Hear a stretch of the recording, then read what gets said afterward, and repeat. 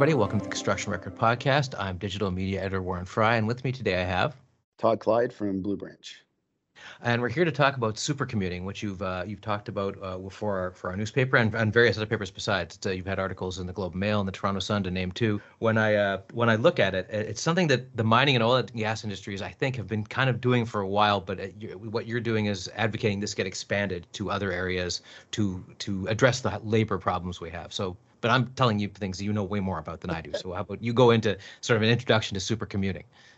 For sure. My background, my first company, we worked in the oil and gas market and then all throughout Saskatchewan, BC for 10 years. And as you said, moving people around through fly in, fly out schedules and, moving them to Alberta.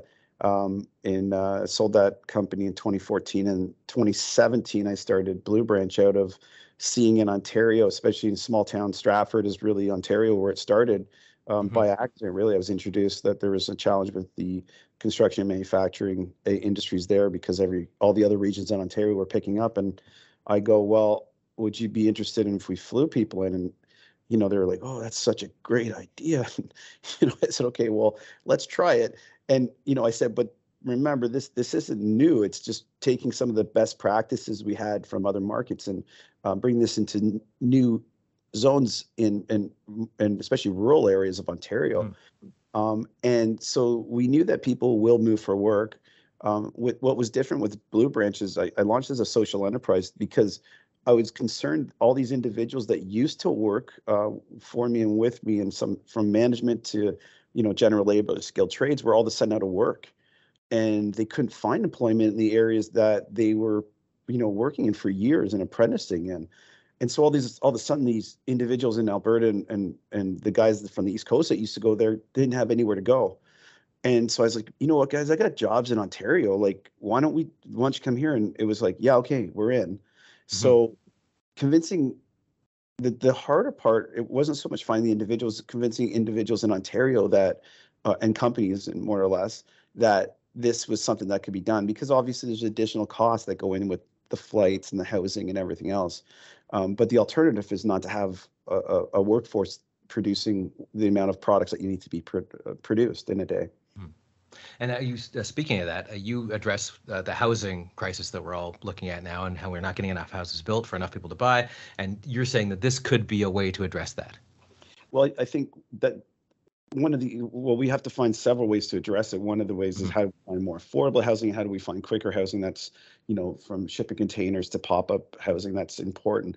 But also, when we find those methods, we have to find the individuals to build those houses or construct those houses. So we have to rely on a non-regional labor force, because right now we're dealing with historical lows. So one of the bigger areas that we're concerned about is there's barely any research on why labor mobility isn't comparable to some of our other G7 partners and the US even.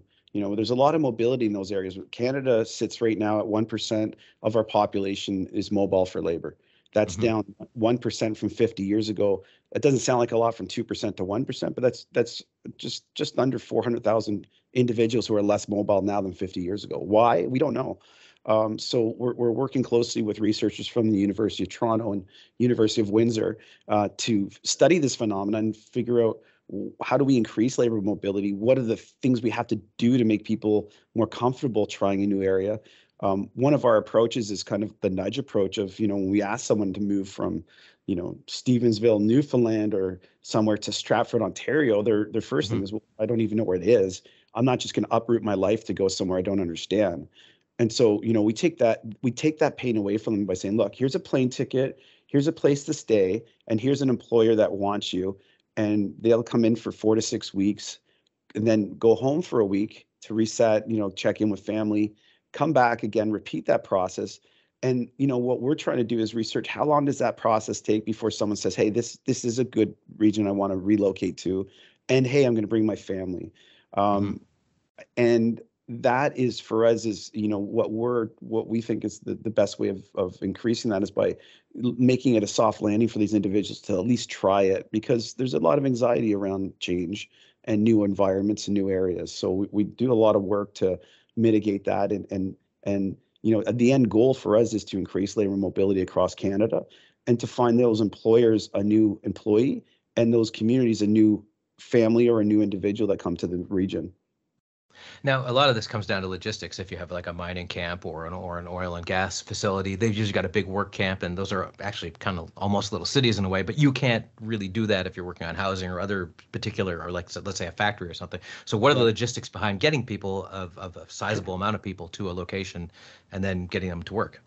It's the hardest part. Like we all know, the housing shortages are right through. It really takes the community's help. So when we go in, and we do a lot of work in rural communities across Ontario. So the first thing is, when we're going in, is to work with the local municipal government, as well as some of the community resources that are already there, because they know the areas where there's places available. In Stratford, for example, when the festival season's over, there's a lot of hotels that are underutilized. So we can go to some of those facilities and say, hey, for these months that the festival's not there, would you be willing to, let us subsidize the room rates, but give you a monthly rate so we can move people in and for employment? And that's tremendously helpful. But without knowing and working with the communities, we're not going to find those areas out. It's also an opportunity for individuals that have empty spaces to start thinking about other ways to, especially with inflationary pricing right now, is to use empty spaces to move a workforce in. Because, really, when we're coming in, we're looking for a furnished room, a furnished place. And obviously, that's more comforting for an individual. So it gives the opportunity for homeowners to look at additional income. And we saw this a lot in Alberta and Saskatchewan. People would be like, hey, I've got 2 rooms open, and the company is going to pay for the guy. So that takes some of the risk away about, as long as they're open to short-term rental. But the upside is having a really turnkey operation for these individuals to come. So we've been very fortunate to work with some hotels and motels, as well as some individuals inside of the community. And sometimes the communities themselves have some unused spaces that we can turn into places for these individuals to live. Well, speaking of that, how much of this on the municipal and provincial and federal level involves, do you need to have the government involved with? Because I would assume I think you mentioned some of your op-eds that the federal government has put stuff in the budget to address housing, but this is kind of an extra layer that could be used. Now, how much of this is due to regulations? Because I know this is changing, but it used to be a red seal in Alberta couldn't work in Saskatchewan, or vice versa. I'm probably getting that wrong, but it's that kind of thing has gone all through Canada, where you couldn't work in one province, but you could in another. And I would assume that you run into these hurdles. Oh, absolutely. And so our team, they're amazing at understanding the complexities of bringing someone in and making sure that they have that they get registered in Ontario, which it's I think it's one of the things that all the provinces and the federal government really need to work hard on, having that interprovincial mobility. I know back in when we were in Alberta, that I believe it was BC, Saskatchewan, and Alberta had like a free trade commitment where individuals could transfer their skills seamlessly through those provinces. Why that hasn't expanded and been made across Canada blows my mind still, because there's no reason. There, for example, a 4th-year apprentice in Alberta doesn't qualify as a 4th-year apprentice in Ontario. They don't have the same hours. So coming up with a standard that everybody agrees to it needs to happen, especially when we have apprenticeship. You got youth that are coming into the market, and if we're bringing these guys in and there is a downturn in an economy or a city or somewhere else, those individuals, we can't afford to lose those individuals to other industries right now. We have to give them an opportunity to practice a trade anywhere in Canada.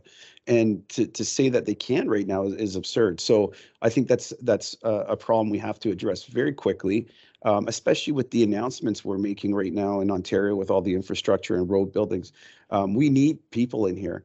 The federal government as well, with their housing strategy, we need people. We need to give the mobility around so people can travel anywhere and practice their skills. So I think it's a huge opportunity for the government to address. How much of a roadblock was, I assume it was a big one, was COVID, because people couldn't travel and all the other things you had to deal with? Or was that a chance to kind of sit back and go, okay, let's really figure this thing out now that we've got the time to do it? Yeah, it was a huge, it was the most challenging problem our company had, because all of a sudden we're flying guys in for work. Hmm. Uh, not only we weren't flying, but companies were very upset or nervous, more nervous about individuals who weren't from the regions coming in. Right. Yeah. Yeah. And then those guys, the East Coasters, they didn't have a big COVID problem at the time, so their families were extremely nervous about them leaving, and Hmm. there's unknowns around it. So it's a huge problem. What led to an opportunity, though, was that the essential workers, when they declared who was essential or not, those industries picked up, and all of a sudden there was a shortage again. So it created an opportunity. And we were bringing a lot of individuals in from different provinces at that time. Everybody had to get really good at what we were doing, and they were doing, because of all the restrictions and all the things in place, Hmm. and the lost time. So it was an extremely challenging environment, but we actually able to take advantage of the opportunity, and increase our base, because all of a sudden there was less people coming to work. They were on government assistance, and a lot of guys weren't coming, especially on the lower end wages, where some of our workers who were coming in weren't just coming in for a paycheck, they were coming for a lifestyle change. So, an opportunity to come to a new market, a new community, and that was really cool to see. And so I think we were able to help a lot of companies that way. And finally, if an employer is interested or employees are interested, where should they go to find out more about supercommuting and what you do? Yeah, they can reach out to myself on LinkedIn, or our company website, www.bluebranch.ca. And my email is todd@bluebranch.ca. They can reach out to me there, and myself or someone from our team will get in contact with them and walk them through our process, and how we can work with them to find supercommuters to help them with their labor shortages. Okay, great. Thanks for joining us today. Thank you very much, Warren. Really appreciate your time.